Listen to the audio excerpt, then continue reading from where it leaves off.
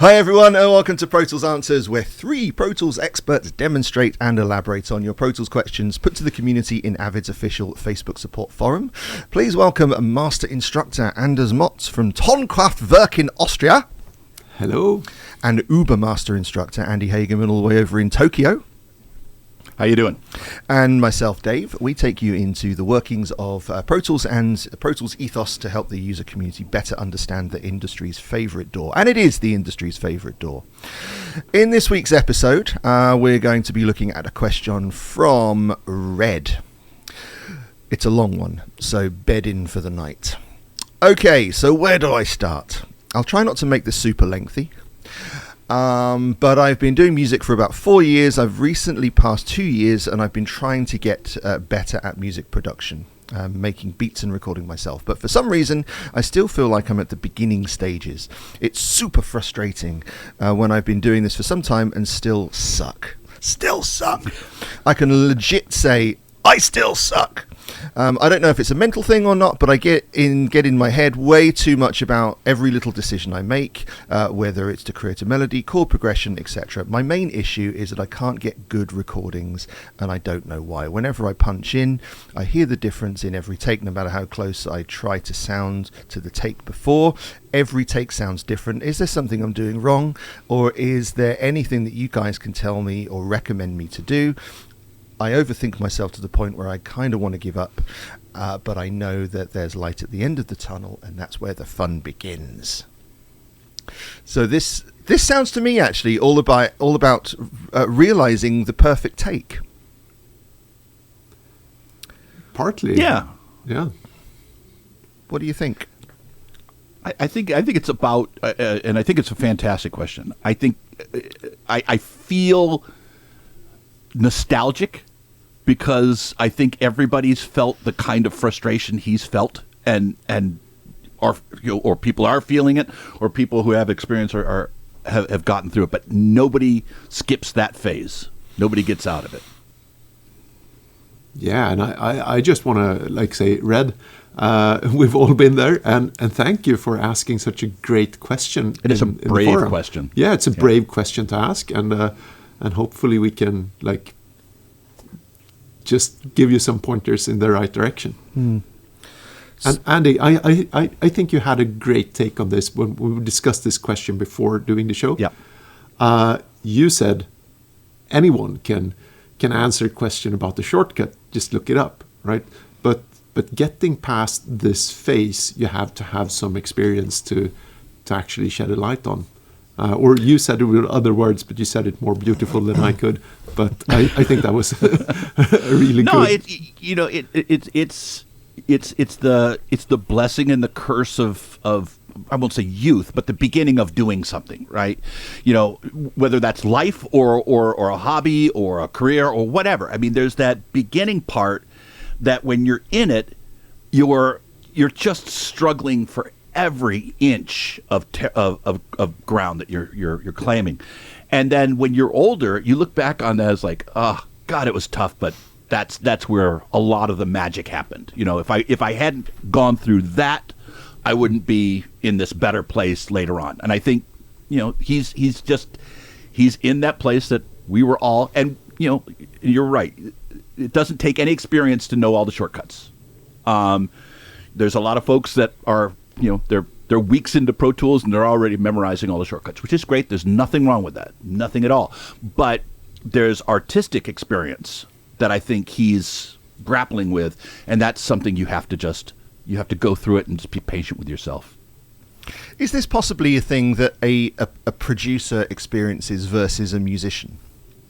Because when I read this question, and I get this as well, when you sit down and you're recording either yourself or you're recording with a client, and they're probably with a client more than anything, and they're trying to get to, as he says, the perfect take, and you're not quite getting there, but they're constantly making mistakes, and you know that they haven't practiced. And I'm sitting there thinking, what I would really like you to do before you come to the session is spend a good couple of weeks really practicing what you actually want to record, properly composing your part, knowing exactly what you're going to say, knowing exactly what you're going to play, and craft the piece of music that you want to capture and then deliver to your audience, and then come into the studio and play it the way that you've crafted it, rather than trying to constantly make it up on the spot, which is it's a long process, right?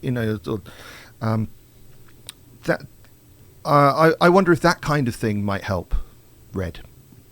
Rather than sitting down and try and recording it instantly, because there's pressure in that, right? I need to, I'm going to press record and I need to make that take perfect. But maybe if you took a couple of hours to not hit record, really think through the part, think through the lyric, or think through the chord progression, or think through the way that your fingers are going to move if you're playing an instrument, and get it so that you can never play it wrong, and it's the way that you want it to be, and it's the way that you want it to sound. The moment that you hit record, it should come out that same way. It's a great point. I think part of the reason why people don't do that all the time is that, I mean, you guys, you two are significantly younger than me. In my day, when I was, in my college years and starting off, there was no turn on the computer and record. There was book studio time. Mm-hmm. And if you didn't have your act together and you got into the studio with your band and you're the one that's playing clams all over the place, man, were you unpopular quick. Oh, buddy, and that's playing into what I'm saying, because there's a exactly very right. strict time limit there, and there's a dollar value attached to that, and there's possibly also a tape dollar factor in there as well, because you've got to pay for that tape. And having that mindset, maybe forcing yourself artificially to think as if you're in that situation. And like you said, don't hit record right off the bat. Make it so that when you do hit record, you can't play it wrong. Mm-hmm. And you mentioned before recording the show also, like you were drawing parallels to practicing an instrument and seeing Pro Tools as an instrument that you get more proficient with. Explain a little bit what you meant there. So I come from, so I always kind of felt when I saw this question that you, Anders, and Dave, and I would all have different takes on this question, because we're all different parts of the business. I'm primarily a composer arranger, right? So I don't do a lot of recording extra clients. I do sometimes, but most of the stuff I'm writing or doing an arrangement of a song or whatever. And I kind of heard the frustration of an artist in that question. And again, I'm showing my age at this point, but when I was starting off playing an instrument, I was in a practice room. I was shedding, right? Taking it to the woodshed. I was just playing it again and again and again and again.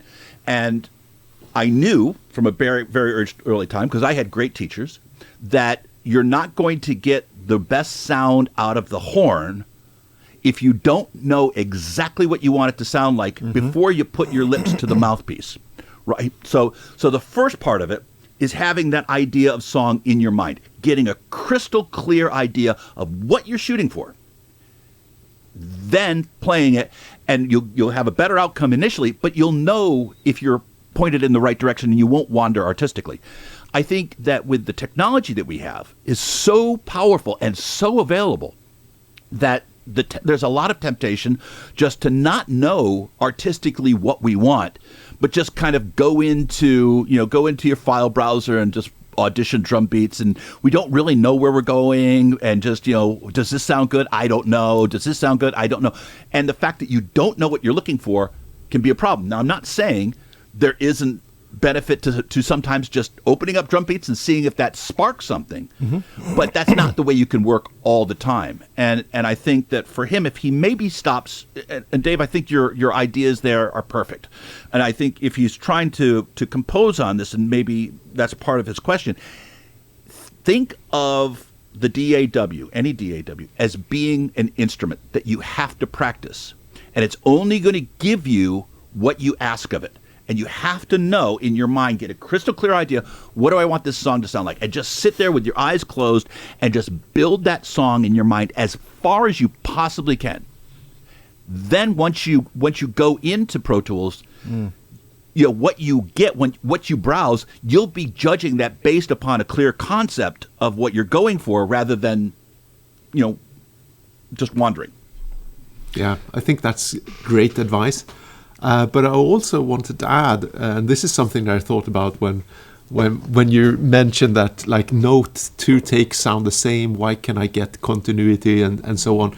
And one thing that happened to me in the beginning was I had this vision of how I wanted things to sound, to be perfect.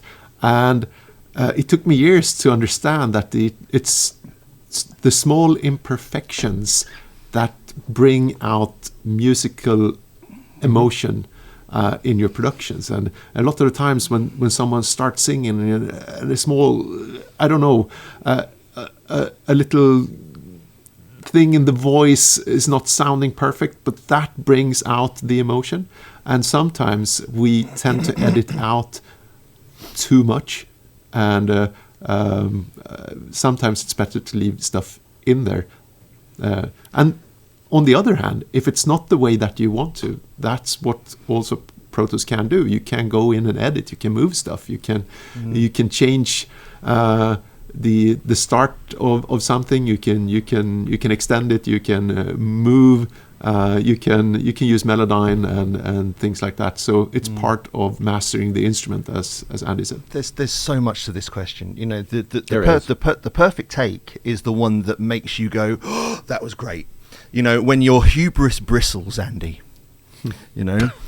And it may not have been the most perfect take. It might not have been the most rhythmically perfect. It might not have been the most pitch perfect.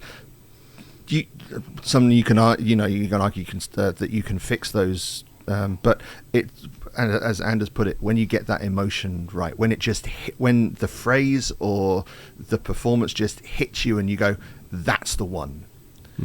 Hit save now and then move on. If it doesn't hit you, give it a few more goes. But there's just so much to unpack with this question. There's a great book, and we didn't talk about this previous to the call, so I apologize for springing you on this. It's just that something that Anders said, and Dave, you followed up on.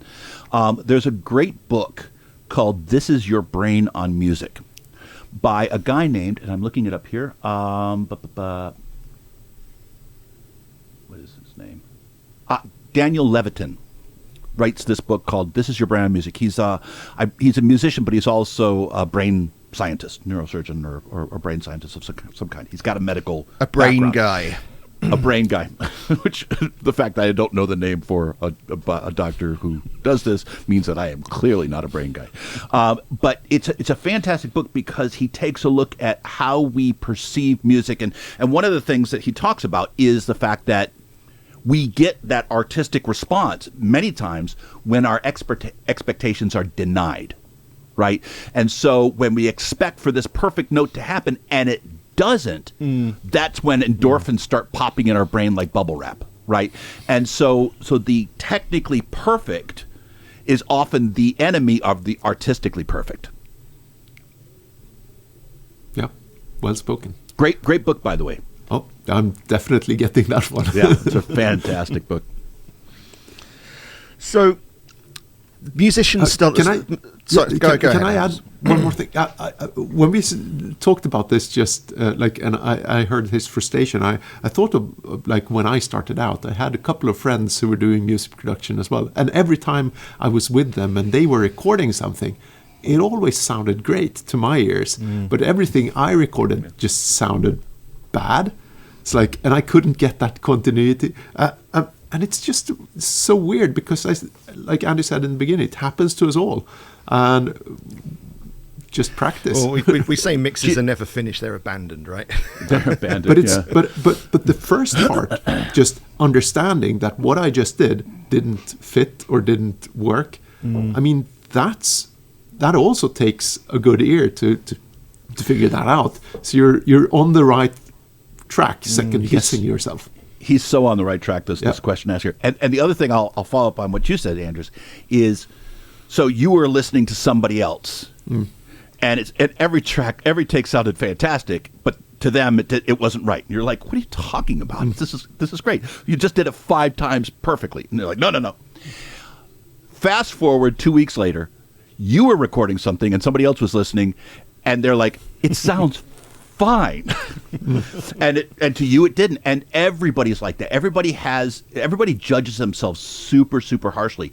I think that's it's the curse and the blessing of the artist, right? That we're just never quite satisfied with what we want, where everybody else on the planet is completely happy, right? And the risk obviously is then you sterilize it and you make it as technically perfect as possible, and you lose some of that magic. Musicians struggle with this kind of thing all the time. You know, sitting down with a guitar and you're trying to write something and nothing comes. You know, you sit down, try and write a lyric and nothing comes. You just don't have it in you that day. So you could realistically say, it's not coming. I'm just going to close down, go and do something else, come back to it when inspiration strikes. And I'm assuming from his question that he sits down at the door and he doesn't know what he's going to come up with. You know, so trying to make things up on the fly, and maybe trying to reach a finished product immediately before he's even composed anything significant. So what I'd probably say on that point is that songwriting is a process, isn't it? It's building up a structure of a song.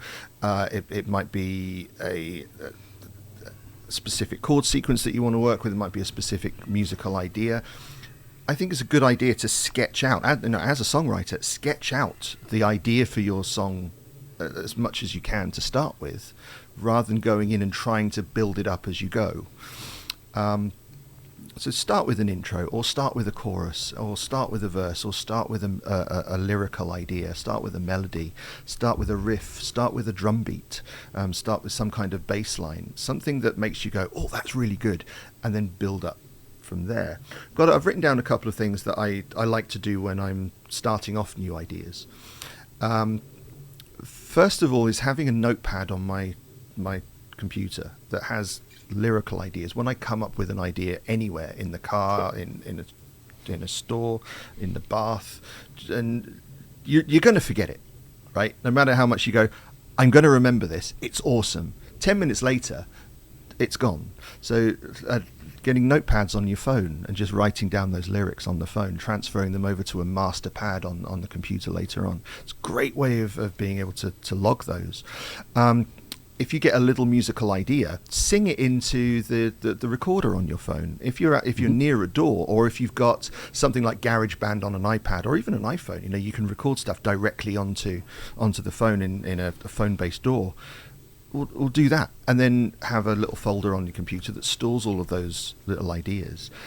Same thing with a Pro Tools session. If you sit down for 20 minutes and you just want to try and come up with some ideas with a keyboard, just have a pad on a folder on your computer that just stores all of those individual sessions that might store all of those ideas, and that you're not going to be able to flesh it out immediately, but you can always come back to them later and use them for some kind of inspiration. On the songwriting thing, sitting down and trying to work within a boundary, and I love doing this. It's like give yourself a specific key to work with, which will define most of the chords that you're going to work with. Give yourself a specific chord type that you want to include. So you want to work with, you want to include major seventh chords, or you want to include sharp ninths, and build those into your song somehow. Because just playing those will kind of inform what will drag you onto the next chord. You know how sevenths kind of magnetically drag you to the next chord. Same kind of thing. Pick a scale, working with an odd scale, not working with your normal minors and your major scale. Pick something a little bit interesting. And something I like to do on that is making chords making little MIDI chunks out of chords from those scales, odd chords that I don't normally gravitate towards. Chop up those individual those chords into little MIDI chunks, and then just arrange those around the window, and see if that might spark some kind of inspiration. There's a whole bunch of things, that you don't have to sit down and instantly come up with a Grammy nominated hit. It can be a long process. I like your first one, the have a notepad, and the one thing on my phone, everybody's got a phone. Every phone has some sort of a voice memo recorder. Okay, and I've got it on my home screen for one reason only, because when I need it right now.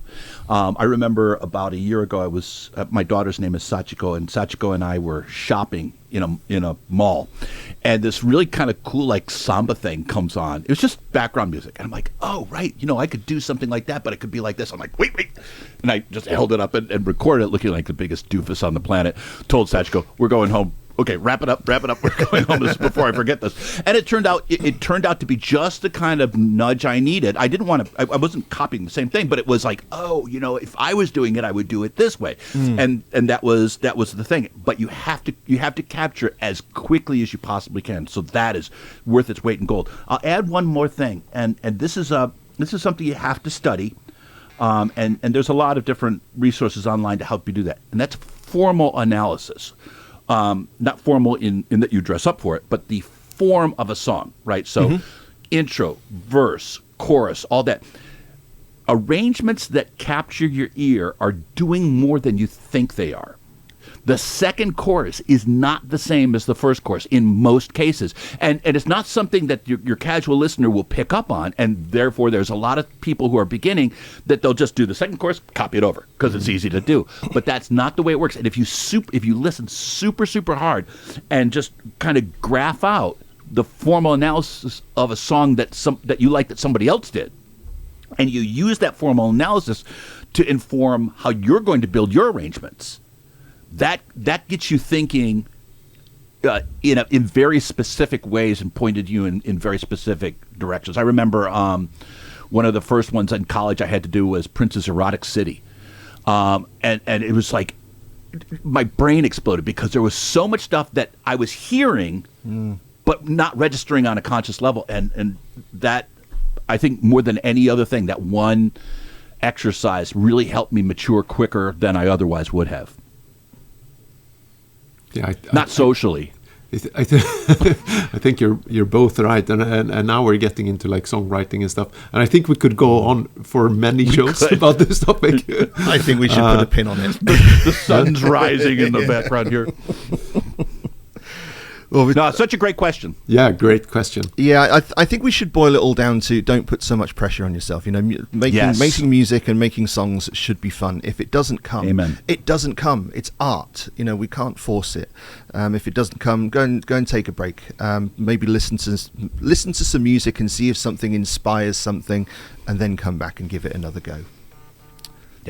Easiest thing to do, I think. So we'll leave it there. Thank you very much, Andy.